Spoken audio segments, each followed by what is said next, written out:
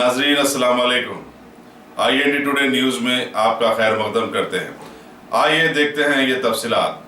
रियासत तेलंगाना के जहीराबाद में हालिया दिनों में कत्ल के एक मामले में हलाक हो जाने वाले गौसुद्दीन नामी शख्स के सिलसिले में वहां के DSP रवि ने मीडिया को ये जानकारी दी है कि शेखापुर गांव का साकिन हमलावर लईक पटेल अरसे दराज से गैर कानूनी सरगर्मियों में शामिल रहा है। इससे पहले ये हैदराबाद में भी कई वारदातें अंजाम दे चुका है। मकतूल गौसुद्दीन और इस कातिल नौजवान में काफी दिनों से तू मैं चल रही थी। गांव के कुछ बुजुर्ग हजरात ने पंचायत बुलाकर दोनों में सुलह सफाई भी करवाई थी, लेकिन फिर भी कत्ल का बदबख्ताना वाकया रोनुमा हुआ है। लिहाजा मुकामी पुलिस ने कातिल लईक और उसके एक रिश्तेदार सादिक को उसकी मदद करने के जुर्म में गिरफ्तार करते हुए अदालती तहवील में दे दिया है।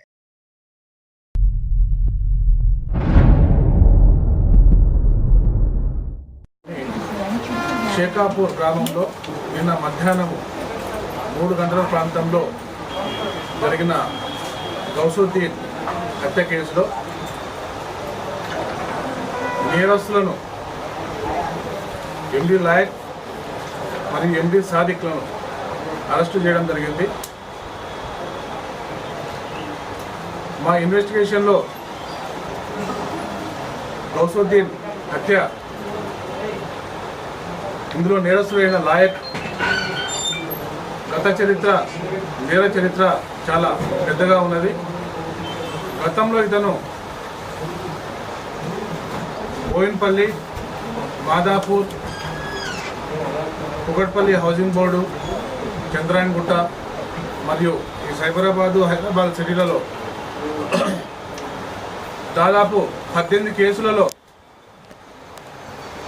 రాబరీ కేసులు మరియు అటెంప్ట్ మర్డర్ కేసులు చేసి జైలుకు వెళ్ళిన వ్యక్తి।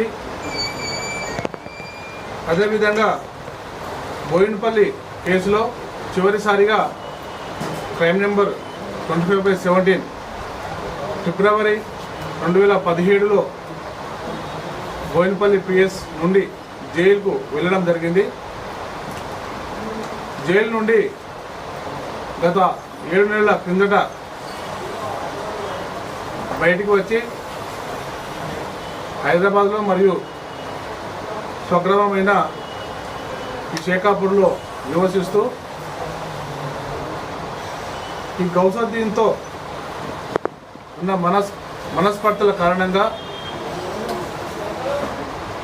ఒక అనుమానము ఇతని నేర చరిత్రకు సంబంధించిన సమాచారాన్ని ఈ గౌసుద్దీనే పోలీసులకు అందజేస్తున్నట్లు అనుమానించి అతనితో గొడవలు చేసుకోగా గతంలో ఒక నెల కిందట కూడా గ్రామ పెద్దలు వాళ్ళిద్దరిని కూర్చోబెట్టి మాట్లాడి పంచాయతీ చేసి ఇద్దరు మంచిగా కలిసిమెలిసి ఉండమని చెప్పేసి చెప్పడం జరిగింది। అప్పటి నుండి ఇద్దరు కూడా గౌసుద్దీను మృతుడు మరియు నేరస్తుడు లాయక్ ఇద్దరు కూడా కలిసిమెలిసి ఉంటున్నట్లే ఉండి లాయక్ అతన్ని నమ్మించి నిన్న మధ్యాహ్నము 3 గంటల ప్రాంతంలో అతనికి ఫోన్ చేసి గ్రామంలో దర్గా వెనకాల ఉన్న వాటర్ ట్యాంక్ దగ్గరకు రమ్మని చెప్తే అతను గుడ్డిగా నమ్మి అక్కడికి వెళ్ళడం జరిగింది। ముందుగా వేసుకున్న పథకం ప్రకారము ఈ లాయక్ ఇతని బావమర్ది సాదిక్ సహాయంతోన గౌసుద్దీన్ను అతన్ని వెంట తెచ్చుకున్న కత్తితో 2-3 సార్లు పొడిచి గాయపరచడం జరిగింది। గాయపరిచి పారిపోయినాడు।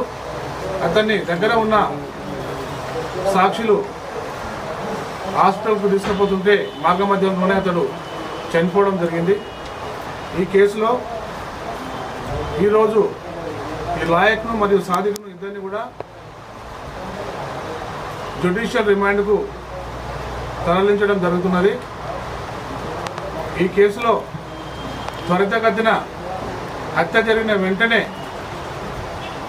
నేరస్తులను ఛేదించి పట్టుకొని త్వరగా రిమాండ్కు తరలిస్తున్న మా సిఐ గారిని సైదీశ్వరును మరియు జైరాబాద్ రోడ్ ఏఎస్ఐ సురేష్ను మరియు సిఐ బృందాన్ని అందరినీ కూడా ఈ సందర్భంగా అభినందించడం జరుగుతున్నది. अगर आपने हमारे चैनल को सब्सक्राइब नहीं किया है तो आपको यहाँ सब्सक्राइब बटन दिख रहा है, उसे क्लिक करिए और सब्सक्राइब कीजिए और साथ ही साथ बेल आइकॉन को भी क्लिक करिएगा जिससे कि आपको ताज़ा अपडेट मिलते रहें।